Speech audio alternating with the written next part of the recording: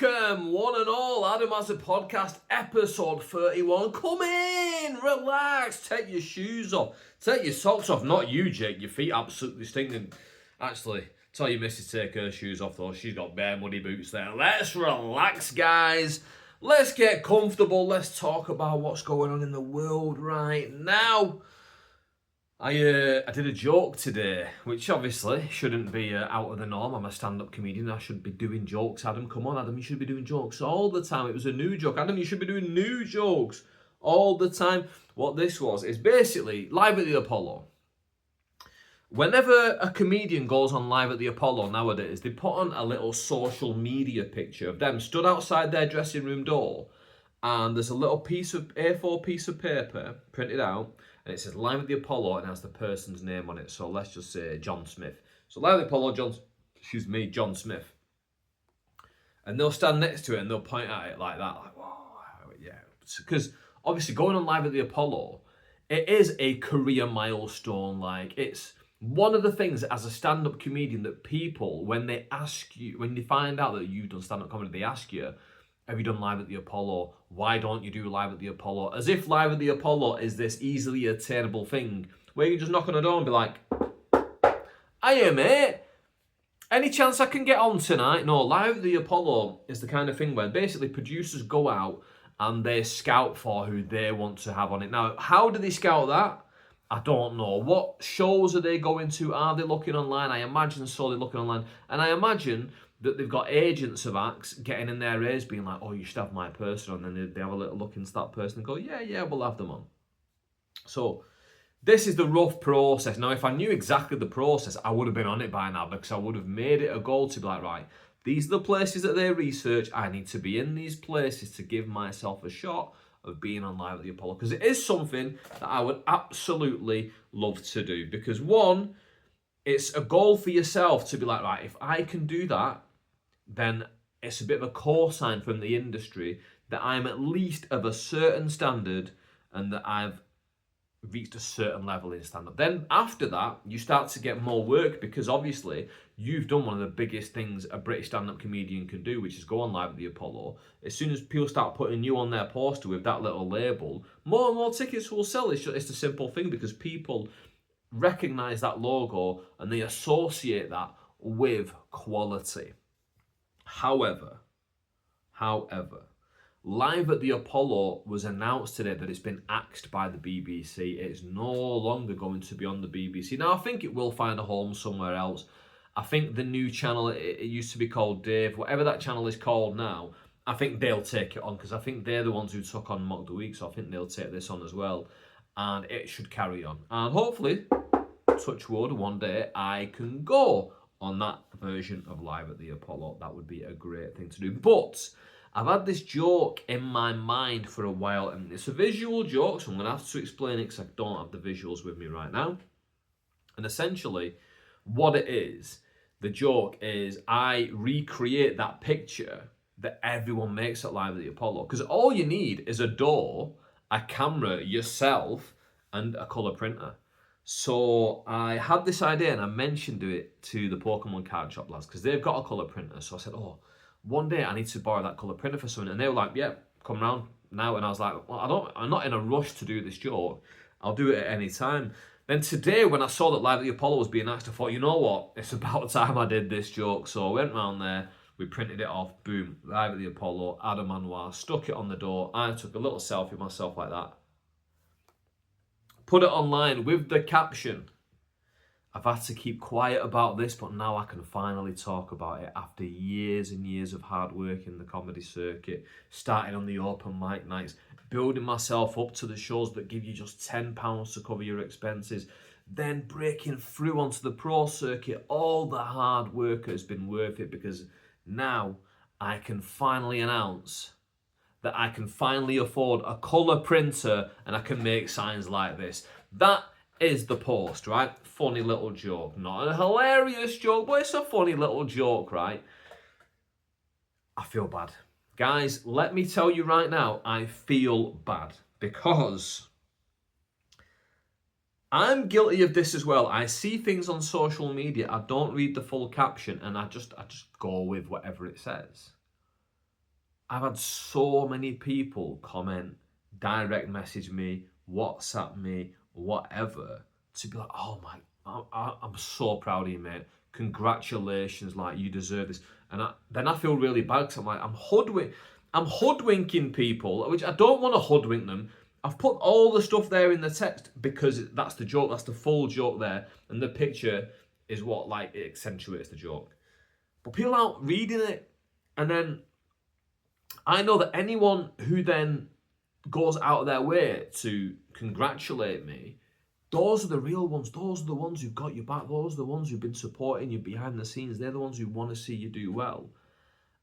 And those are the people that you least want to let down. Those are the people that I least want to hoodwink. So then I feel and I've had to be like, I'm like, haha, cheers, mate, but expand the full text and read the caption. It's a joke. BBC have axed live at the Apollo today, so I just put that as out there as a joke. And I'm having to say it, and I feel really bad because they're like, oh, I feel like a right TWA. You know what I'm saying? Either way, did that today. I'm really enjoying the joke, really enjoying the response, but I'm not liking the response that like I don't like the feeling that people are being hoodwinked because I don't want them to be hoodwinked.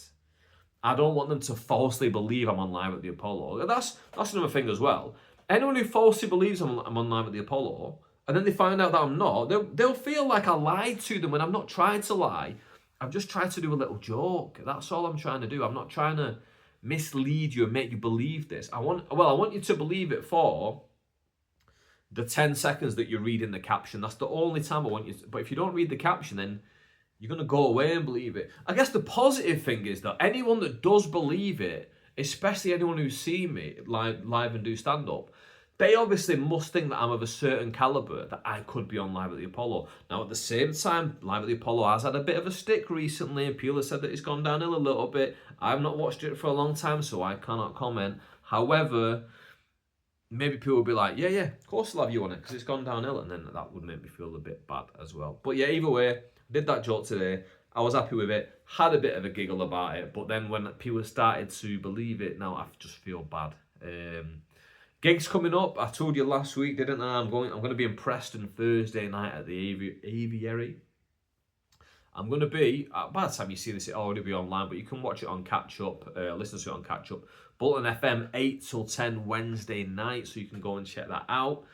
And that's about it for the week, really. I don't really have any other gigs coming up. Don't really have anything performance related. Someone has been in touch with me, actually, about potentially on Thursday next week auditioning for quite a large social media company to collaborate with them and make videos with them. So I've put myself forward for it. The only thing is, the link they sent me was through Instagram. And I don't know if iPhones do this, but what happens on Android phones is, at least on my phone, is when I click a link through Instagram, it opens it in the same kind of page. It doesn't open it in a new page. So if someone then asks me for a link, I can't go into Instagram without closing this.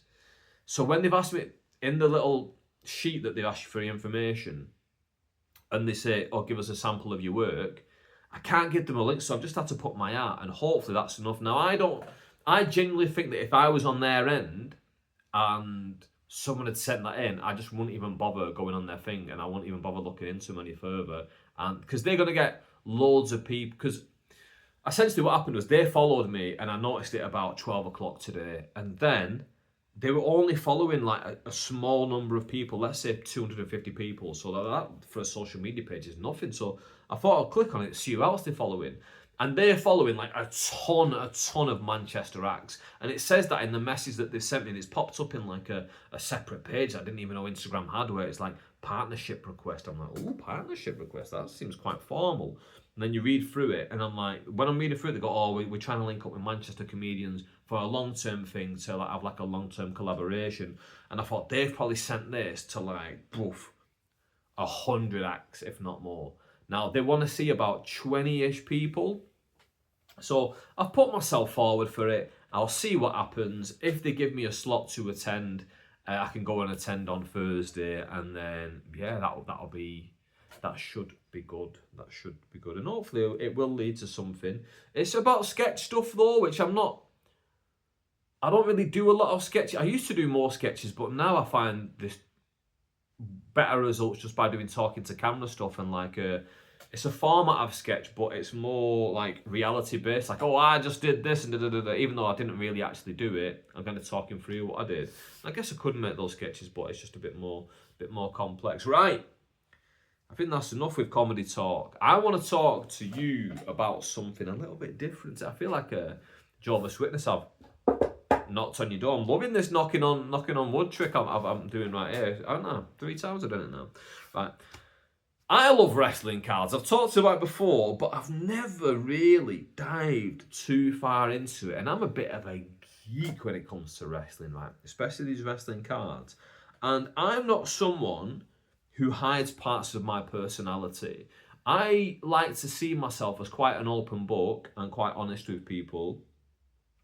And this is something that is a real passion project of mine, because when I started stand-up, I guess it was a hobby with something that I viewed to be a career. Now I view it as something that I view it as like a semi-professional career that I'm trying to make professional. So like for me, the hobby side of it has kind of gone. I try not to treat it like that. As much as I try to have fun with it, I try to not treat it as a hobby whatsoever. I try to treat it very professionally when I do it. So I wanted a hobby, and I've got into wrestling cards big time, and I've got this big binder right here. You see it, and this is my collection binder, you see. Now, and I thought, let's go through it. Let's talk about it. And if anyone has any kind of interest, we can discuss it now. So one second, I need to take something out of here first because it's going to fall out.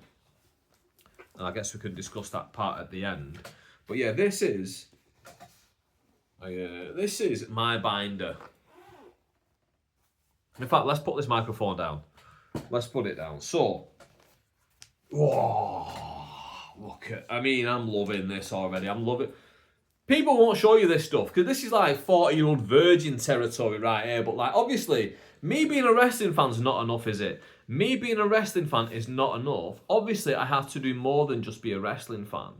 So I had to be a trading card fan, and I had to collect them as well. Because obviously, being a massive wrestling fan virgin ain't enough. So let's have a little bit of a look, shall we? Oh, how am I going to do this? Look at that.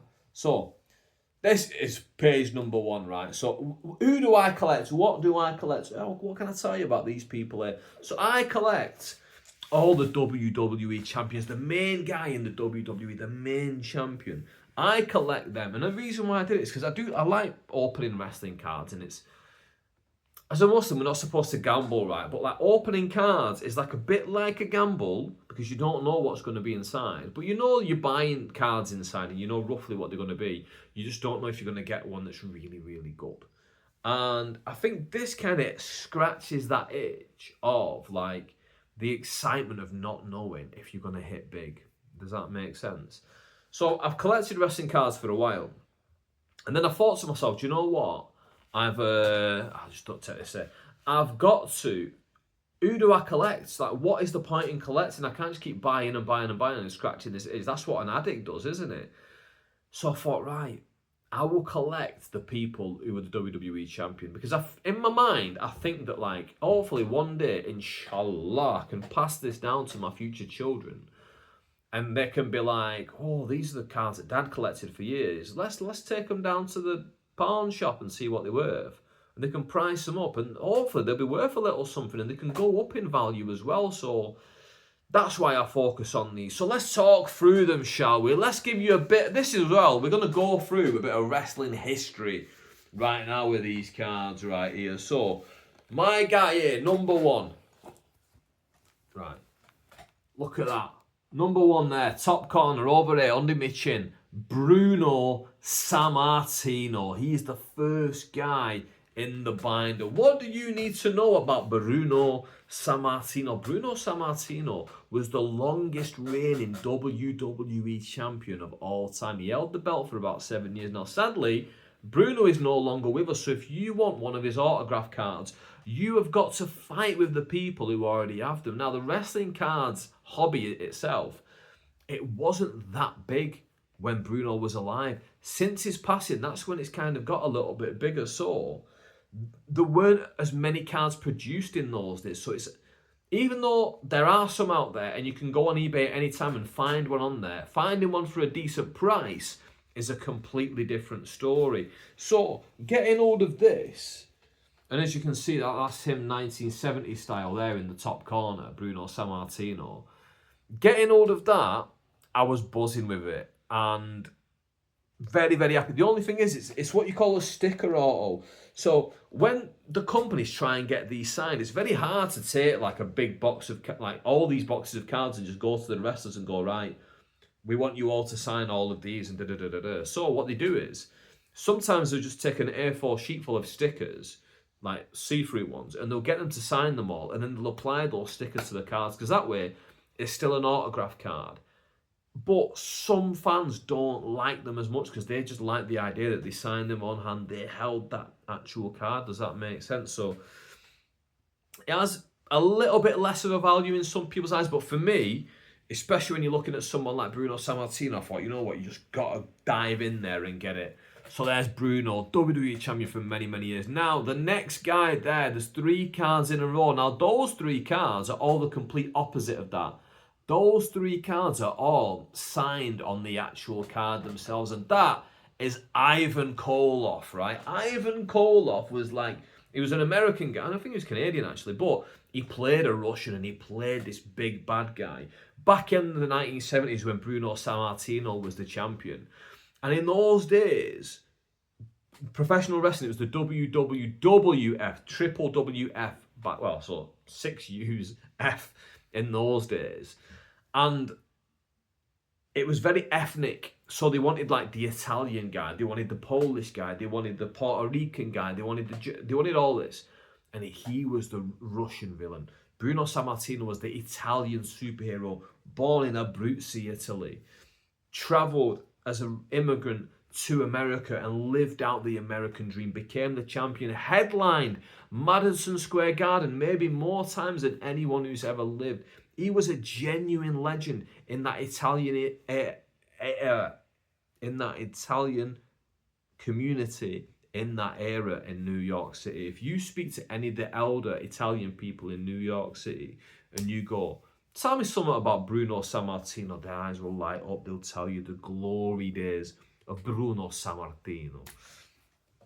Ivan Koloff, on the other hand, the Russian, the fake Russian, he's the guy who beat him. He's the guy who toppled him and took the belt off him. And it was a major, major scandal in those days because the fans loved him. And in those days, they used to riot at the end of match. They used to really believe back in those days. Anyway, 3 Ivan Koloff autograph cards, and all on the actual card themselves. You can actually see as well the difference between like this one here and then the one next to it.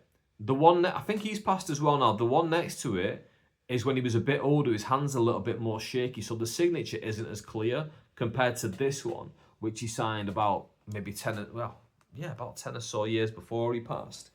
And yeah, buzzing to have that. And again, looking at these cards here, you're kind of talking about guys who've passed. And it's sad that they've passed. Clearly it's sad that they've passed. But then thinking of it from like a card collector point of view, it gives you less options. So anytime that I can collect someone who has passed, it's a bit of a connection to the past and the connection to the past history of wrestling. And that's, again, why I'm collecting it, because I just don't want to collect guys. I want it to be like a purpose of having this collection here. And the next guy, can you see the next guy there? We're going here, this way to this way. Those 3 cards there. There you go. You can see them. I'll just hide this one for a second. Second line there. That is Superstar Billy Graham. Superstar Billy Graham, if you go back and watch him, Hulk Hogan stole a lot of his stuff from Superstar Billy Graham. Billy Graham used to like wear similar gear. He used to be like the muscle bound guy. Obviously not as muscly as me because I'm like proper muscle man and that. But Superstar Billy Graham was like he used to call people brother and stuff like that, which obviously Hogan took on. And again, Another guy that he passed quite recently, he passed in the last 5 years, if I remember correctly. So he's someone that there's more and more, as time goes on, limited cards with. Now his cards that I've got there, they're made by Panini. Now you'll know Panini. Panini make these things here, the World Cup sticker albums that we've collected since we were all kids. So Panini, like a major player in the trading card game. Whereas these other ones that I've got so far, they're from other independent companies who made deals with the rest of themselves to get cards of theirs and to make autograph cards. But yeah, superstar Billy Graham there. And this blue one here in the corner under Bruno Sammartino, can you see that one? That's a numbered card. So this is another thing that they do as well in trading cards, is they number cards. And the reason why they number them is so that they can create a kind of a structure of rarity and increase the value on their end, but increase the wants from the consumer. So for example, like Billy Graham's passed now, it's hard enough to get any of his autographs. But that one there, I think it's numbered to, like, let's say 99. So there's only 99 of that blue one in the entire world. So as fans, we start to look at that and go, yeah, I've got the other two, but the other two are unnumbered. And the other two, there's like multiples and multiples and multiples, but they're numbered to 99. There's only 99 of those. I want one of those. So maybe you're going to increase the amounts you're willing to pay, like a little bit, so you can manage to land one. Now, the next one might be someone who you've heard of if you're a casual wrestling fan. He's over here. It's another Panini one. And then he's down here as well. It is the Iron Sheik. The Iron Sheik, baby. I break his back and they make him humble. Now, Iron Sheik beat a guy called Bob Backlund for the title. And Bob Backlund, I hated him as a kid. I hated him as a kid because he came back and he was a very boring wrestler. And he held the WWF title for years. And as a kid, I used to always look at him and go, how did this guy put butts in seats in Madison Square Garden where there's so much to do? Why did WWF stick with him for so long and keep him on the belt? He lost the title to the Iron Sheik. And the Iron Sheik, again, was the Iranian bad guy. Again, going back, it was very ethnic in those days. They wanted the big characters from all these different regions. So either you could get all the Polish people coming along to support someone like an Ivan Putski back in the day, who was the Polish power, or you could get someone like the Iron Sheik, who was from Iran. And even if you weren't trying to get Iranians through the door, you could get all the Americans through the door who wanted to see the Iranian get beat. Now, who beat the Iron Sheik for the title? Probably the biggest legend in wrestling history. He's right there at the bottom. We got 3 of his cards all together right there. It's the Hulkster. It's Hulk Hogan. When it comes crashing down and it hurts inside. Oh, a bit of a risque song, actually, when you think about it. Maybe he's spent some time in some certain villages. Either way, these Hulk Hogan cards, I managed to land a couple before he passed. Now, when Hogan passed, the price and the value of his cards just rocketed like this. Now, all these cards I've been buying off eBay, and now I keep these cards in a very safe place away from me. Nowhere near me, because I don't want to ever lose these cards. I keep them in a very, very safe, locked up place. These Hogan cards specifically are ones that, like, they mean a lot because he's probably the biggest wrestling star of all time. Let's be frank about things for a second. Hogan's the biggest wrestling star of all time. When a lot of us grew up, we were watching Hulk Hogan on television. And me personally, I wasn't even a massive fan of Hogan as a kid because, again, I found him a little bit two-dimensional. I like people like Bret Hart, who was more of a technician. That was my favourite wrestler. Shawn Michaels, he could fly through the air a little bit more. But Hogan, the legend that he is, the guy that really, really helped to launch professional wrestling into a different stratosphere, to get some of his cards. And then, as I was collecting this collection, he was the first one to pass. And I was like, more appreciative because I had stuff in my collection that I'd got on purpose, and then he'd passed, and it brings you just that little bit closer to that person because you've got that appreciation for them. You've paid good money for stuff of theirs, and then you lose them, and you go, you realise how fragile that kind of connection is that you've got with, like, the heroes of your youth and the people that you look up to and stuff like that. Now, I bought 3 of those cards. However, there's one that I did not buy. Did I steal it? Did you steal it, Adam? No, I did not steal it. This one right here. And it's numbered to 49. It says it in the top corner there somewhere. I can't really see it there. Yeah, it's number 49 of 49. And that, I opened a box of cards after he passed, and that was inside. And I was so buzzing to get that card. Because like I said, the stature of legend that Hulk Hogan is, to get hold of that card would have been great. The fact that it's numbered to 49, great. The fact that it's 49 out of 49. Card fans are weirdos, right? We're weirdos. Card fans like that kind of thing because it's the last one. Number 99 of 99, they love that. Number 1 of 99, they love these things. Number 49 of 49, they absolutely love it. I got that, and yeah, class. Loved getting it, and you know, Hulkster had a checkered life, didn't he? With all the stuff that we might have heard him say, you know, the stuff that certain things that happened. Let's not go into it. Let's not sour the mood. But the fact that I've got that there, I'm very happy about it. Very happy about it. And he beat the Iron Sheik. The American good guy beat the Iron Sheik. Next up there, golden one, right next to Hogan, Sergeant Slaughter. Now, Sergeant Slaughter was kind of the opposite of Hulk Hogan when he won the title. Sergeant Slaughter was like an American who turned bad. He was supposed to be this Navy guy, and this Army guy, and he was like a defector to the other side. He started to team up with the Iron Sheik, who beat, obviously, Hogan for the title. Now, there's actually a few wrestlers missing in between there. Now, the ones who are missing in between are massive names who've passed over a decade ago. So they have got very, very few autograph cards out there. And if you want one of them, you're talking mid-range triple figures and higher. We're talking Ultimate Warrior. We're talking Macho Man Randy Savage. These are people who held the title within that time frame. And will I ever be able to get one of those? Yeah, touch wood. Yes. Is it going to be cheap? Not at all. It's going to be a very, very expensive do for me to land one of those cards. But it is what it is. That's the plan. Sergeant Slaughter over here. This one is numbered to 10. There's only 10 of this one in the entire world. Now, he's someone who doesn't have a lot of cards. So any of his cards were quite expensive. So when I saw this one numbered to 10, it was just a little bit more expensive than I'm willing to pay. But I thought, you know what? Because it is to 10. There's only 10 in the world. I thought, sack it. Let's get it. Now, next to him is another legend. Right there, bottom corner right now. Woo! The Nature Boy, Ric Flair. Styling and profiling. Ric Flair is someone who is really, really difficult to get hold of because he's been on the outs with WWE for a long time. So this card that I've got of him here is an unlicensed one. On top of it being unlicensed, what happened when Hogan passed away is I didn't have any Ric Flair cards, autograph cards at the time, which I wanted obviously for this collection.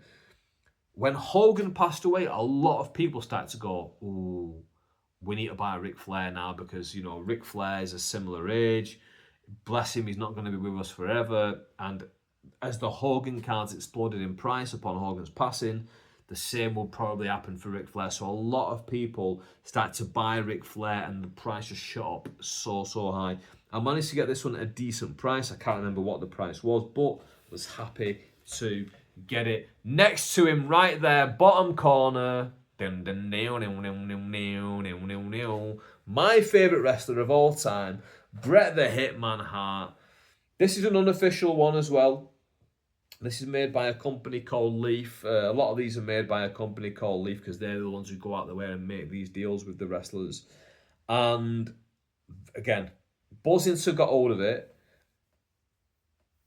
Have I got more coming in the future? I've got more coming in the future. Torch Road, guys. Torch Road. I've ordered a few Bret Hart autographs. I've ordered a lot more autographs that are probably going to go in this binder, but we'll just talk about the ones that are here for now.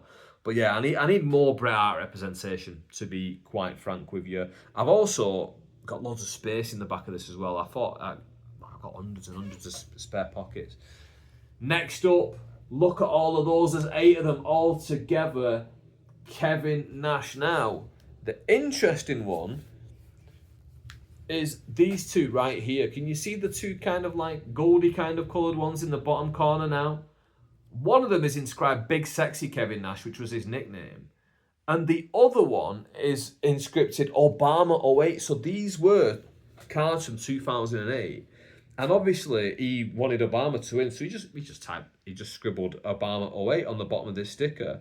And it adds a little bit of extra flavour to the card, because it doesn't matter who you vote for. It kind of makes it stand out, because how many Obama '08 autograph cards are there out there, especially ones that from that year? Anyone could write one now, but and these two are interesting ones next to it. So these two here, this one right here I bought from the card shop, and then that one there, both of those are on card autographs where he signed it on the actual card itself. And then one that I probably will get rid of is this one here, because it's what's called a dual auto. There's two of them. It's Kevin Nash and Samoa Joe. Now, Samoa Joe was never the heavyweight champion, so I don't really want him in this binder, but while I've got space in the binder, I'll chuck people in. Now, here's another thing as well that goes into it is, Kevin Nash never actually won the title as Kevin Nash. He won it as this guy, Diesel. And can you see the signature's different?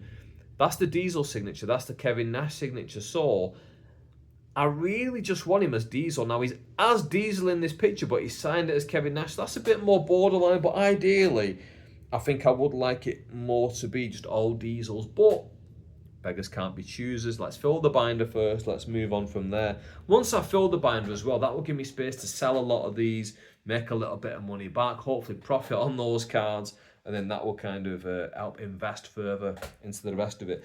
Is one of the other man as well, Shawn Michaels, right there, one of my favourite wrestlers of all time, on card autograph. Just what a beauty. In fact, I've got two Shawn Michaels. There's another one up here as well. Just young Shawn Michaels as well. That's how I want him. I want him young Shawn Michaels. Ideally, I want it on card autographs. This one is a sticker up here, but yeah, Shawn is the absolute man. Next up, another man who's sadly not with us anymore. It's Sid. Now, Sid is someone who, again, I hated as a kid because he was a vicious bad guy, and he literally was called Sid Vicious. And I probably was scared of him. I probably was scared of him, but I remember he took the belt off Shawn Michaels, and I was gutted as a kid, and I was really, really upset. These three autograph cards I've got here, again, pricey, because I probably could have got him for half the price when he was still alive, but I wasn't collecting him then. I started collecting this collection here after he passed away, and it wasn't too long after, but the prices had already basically doubled, so I'm paying the new price. You can't just go, oh no, I want to pay the old price. No, yesterday's price is not today's price. So here's a beaut of a card, and we're missing his brother as well. So down here we've got Kane, especially in this red gear here. Not here where he's topless and he's got his face out. No. We go by Saudi rules around here with Kane. I want Kane looking like this, because that's what he looked like when he became WWF champion. Sticker autograph, not too bad, but I just love this look of Kane. Got two of his autographs here. Again, this one will probably maybe be cycled out if I can replace it with bigger and better ones through the years. But his brother's missing from this collection. The Undertaker's missing. The reason why the Undertaker's missing is even though I was going to say even though he's still alive, but no, his character's dead, isn't it? The character's been dead. That is the whole gimmick of the character, isn't it? That he's the dead man. Even though the Undertaker's still alive and he signs in almost every set, his price is so high. You're talking triple figures minimum to get hold of an Undertaker autograph card. So I've not even managed to land one online. So he's someone that I'm always going to be trying to get hold of. But as it stands, not just yet. Here we go. Next one down here. We got Mick Foley. Now, Mick Foley won the WWF title as Mankind. Now, don't have any Mankind autographs in here at the moment. I don't. I've just got the Mick Foley one. Again, I want to cycle up to it. I want to build up to it. This is a very expensive collection to put together, because individually, some of the cards are only worth like a tenner or whatever, but some of them are only worth like $5 that we're going to get to soon. But then some, like your Bret Harts and stuff, you're looking at a minimum of like $40 maybe, and then obviously you can go way higher than that. The Hogan's probably going to be higher than that now. So it's an expensive thing to put together. So I just try and get who I can for now. And like I say, if I've got to sell them in the future because I can got the room to, so I'm running out of room, then I can use that money to then reinvest in the bigger and better cards. Once it's full, I can kind of refocus myself. Next up, we've got someone who loads of people are going to know. Top corner right there, with his real name, Paul White. It's the Big Show. And it looks like that's the Big Show signature that he's put on these, but I'm not too sure. I'd have to look at the Big Show signature next to this one, but this guy's hard to get hold of. Only signed in a few WWE sets, not in the WWE anymore. So someone who, I want to chase down. We all know who the Big Show is. Like, oh, well, it's the Big Show. There's a reason. Oh yeah, so the Big Show, the initials are TBS in it, the Big Show. And at the time, the WWF, when they signed him from WCW was their biggest rivals, and they were on TBS, the channel, and that's apparently why he was called the Big Show. Next up, Olympic gold medalist. We've got Kurt Angle here. Now we've got some WWE autographs. Somewhere he's a bit younger, somewhere he's a bit more middle-aged. Then we've got this one here. That is a TNA autograph. They've got this one, it's a leaf, and then, just those.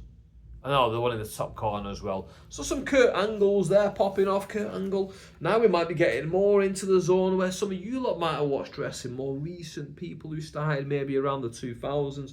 Kurt Angle, absolute legend. And he is actually someone, you can get his autograph relatively cheap for someone as big of a legend that he is, like 15 quid, sorry. You can probably get one of his, which is a sick price.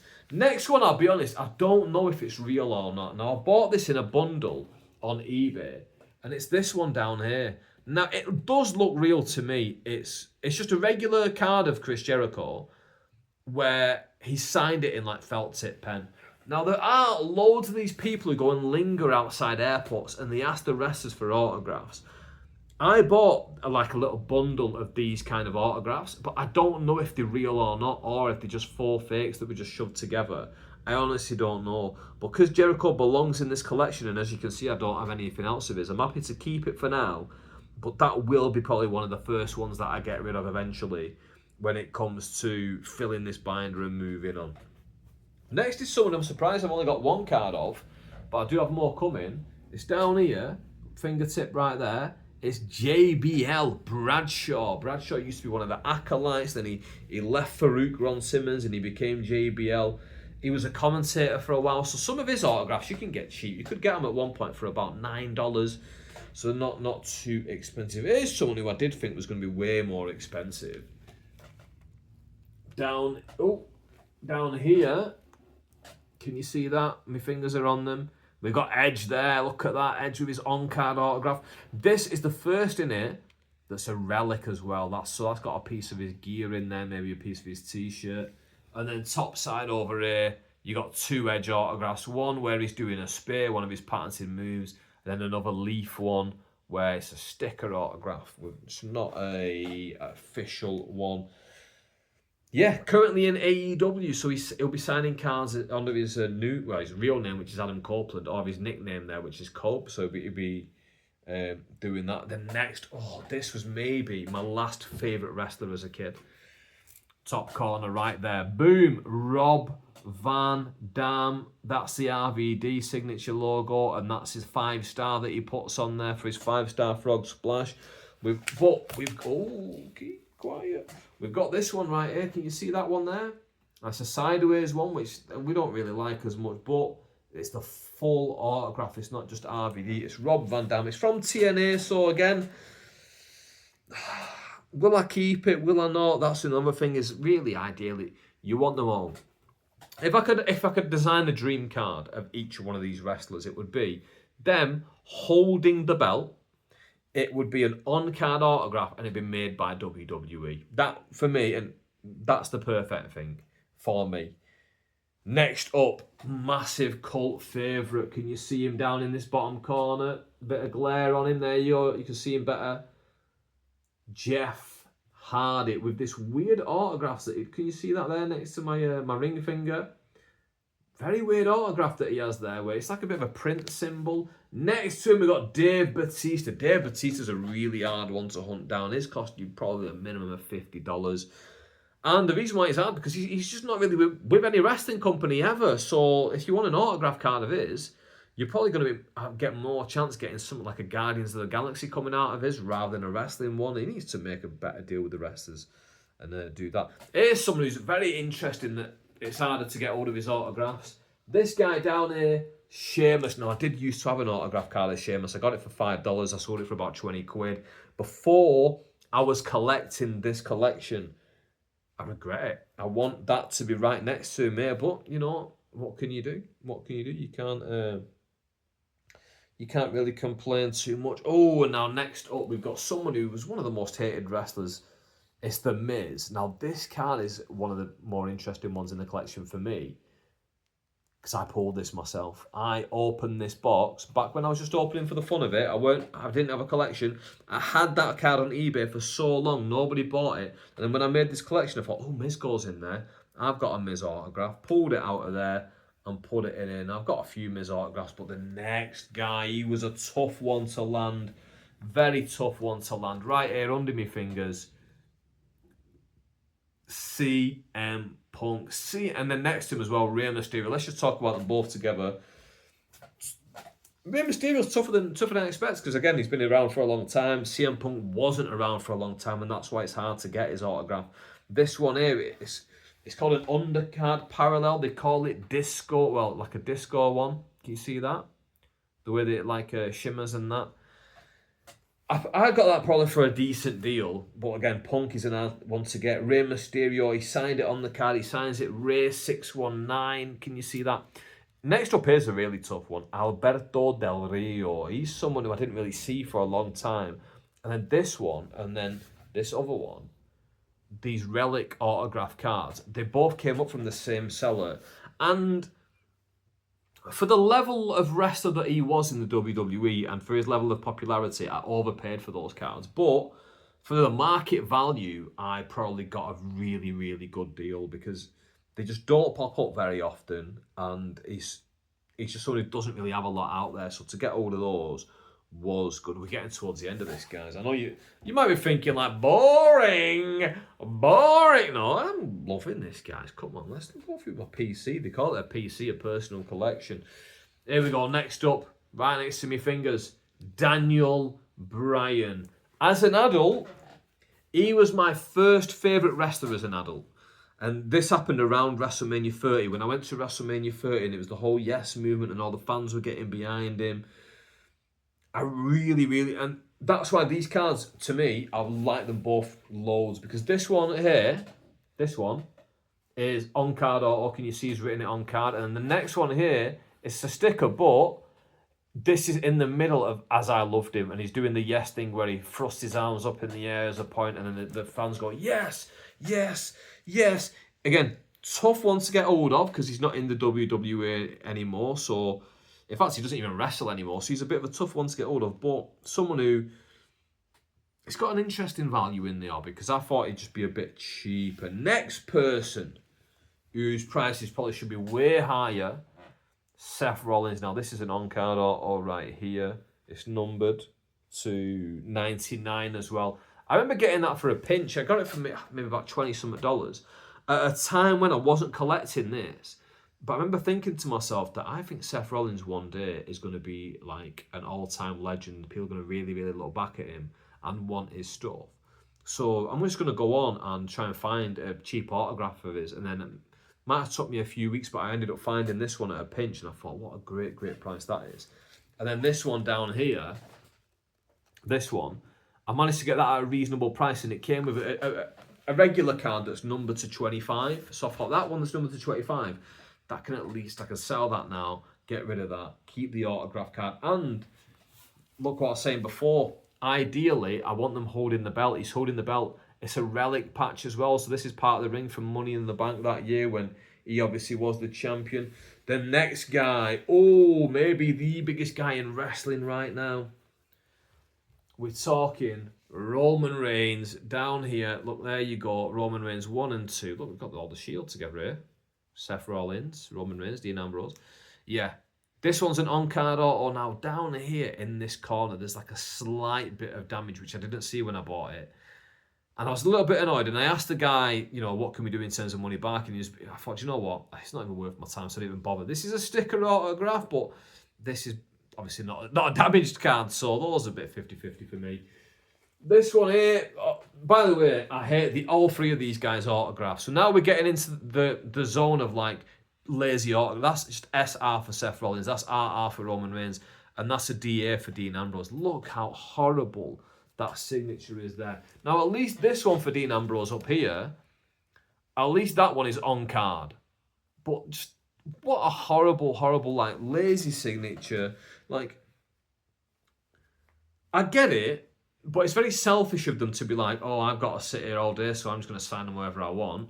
They know people are going to pay their good, hard-earned money for these cards. Now, I don't go over the top. Well, you're probably looking at this going, buddy, you do go over the top. I don't go over the top and spend stuff that I can't afford to spend.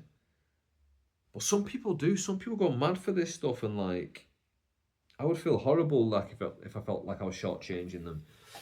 Here we go up here. AJ Styles on-card autograph. AJ Styles dual relic. That's a piece of the ring. That's a piece of his gear with the autographs. All of those are numbered. We've got another AJ Styles down here now. I think this is to 50. I had an AJ Styles from this exact set number to 25. Pulled it myself. And obviously, I sold it. Upset with myself, yes, but you can't take back what has already been. Jinder Mahal down here. Now, this guy you could get this guy for like $4 for so long. Autograph here. And I picked up a couple of his autographs, and I wish I would have picked up way more, because obviously I've only got 2 in here now. I sold one of them for I bought one for like a $5 and then sold it for like 15 quid or something like that. Wish I would have kept hold of it again before I had this collection, but yeah, back in those days when it just was so affordable to buy, I should have just picked up loads, to be completely honest with you. Now we're getting into some Kofi Kingston. Look, that's an on-card auto there. Beautiful big autograph. Beautiful big autograph, and it says #POP, Power of Positivity. This is a numbered card. This is another on-card. This is another on-card, Power of Positivity. I got loads of Kofi Kingston again. He is someone who, again, very affordable. You're picking this stuff up for less than 10 every day. Another one here, beautiful. Here's a little ring relic. Here's one that you got for free if you bought a box called WWF Superstars back in 2021. And I bought that box just because you got this guaranteed autograph with it. Another Kofi Kingston there. Have I sold Kofi Kingston's? Probably. Only one Drew McIntyre down the bottom there. I'd love to get hold of more. Got some Bobby Lashley's. This one's like a metal card. Can you hear that? This is a nice thick boy relic signed on the card. Here's a leaf one. Sticker autograph. Then you got Big E. Big E, we got into the end of it here. Big E is someone who I bought a collection off someone of Big E cards, because at the time I was willing to pay up to $5 for anyone's autograph card, basically, that I knew of, that I'd watched myself on TV. I'd buy them, then I'd sell the ones that I didn't want. And I got look like what? So in here I've got 1, 2, 3, 4, 5, 6, 7, 8, 9 Big E autographs. It wouldn't surprise me if 7 of them all came in the same collection, and I got them for a really decent price. But yeah, we got numbered ones here, thick boys, on cards, stickers, a nice mix. Do we have him holding the title though? No, we don't. You would have thought for someone who I've got. Oh no, we do. Right here, and it's numbered, but it's a sticker. It's a sticker right there, the blue one. Who's next to him though? We're getting towards the penultimate. It's Cody Rhodes. This leaf. These two are big boys. So these two are obviously auto relics. This one here is numbered to 10. There's only 10 of them in the world, and then this one's numbered to 75.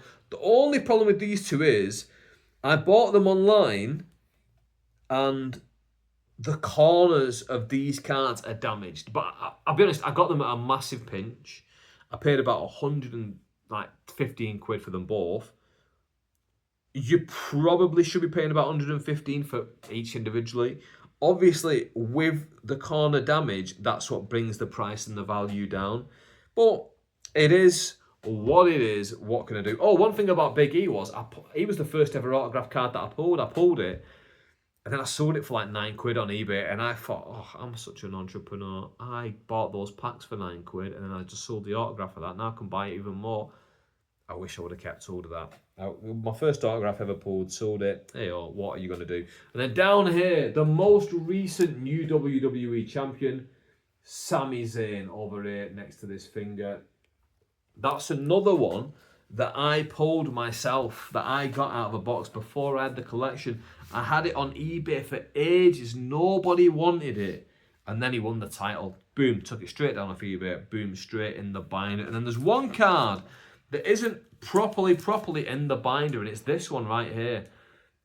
Because as you can see, it's graded by PSA, and it's graded an 8 out of 10 now. You're probably thinking, why have you got an 8 out of 10 Cody Rhodes Leaf autograph card graded? You don't have graded cards. You have got them in a binder. You should surely have this in a binder. Well, I didn't grade it. I bought this for cheaper than I bought the other Cody Rhodes that isn't the Leaf, that isn't graded. And when I saw the price, and I just put a bid on it, and I ended up winning it, I thought, you know what? I've got it for a great deal there, because for me, I don't care about the slab. I actually would take it out of the slab, would crack it, would break it. But what I'm thinking is, keep it in the slab for as long as possible, keep the card protected. Then when you want to take it out, then you can take it out, and then you can do it. And if I would decide to sell it in the meantime, at least I can sell it slabbed, and someone might go, ooh, PSA 8 Cody Rhodes. I might pay an extra tenner because it's slabbed up. Then I can make a little bit of extra money on it. But that's that. That is the binder of my wrestling cards. I'm sure you're all sat there thinking, wow, that was brilliant, Adam. Thanks for showing us that. But yeah, that is the binder of wrestling cards. I'm sure you just don't really care whatsoever. I cared about it though. I wanted to talk about it, so I did. What's coming up? Anything interesting? Not that I know of. Guys, if you enjoyed this, just hit the follow button, subscribe, drop me a comment, drop me a like, do whatever you want. I'm just glad that you stuck around to listen till the end. My name's Adam Anwar. I'll see you next time with more. Bye-bye.